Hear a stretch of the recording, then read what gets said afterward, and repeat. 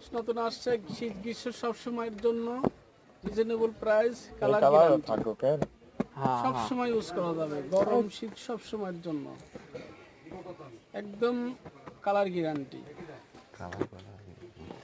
Colour 5টা colour আছে।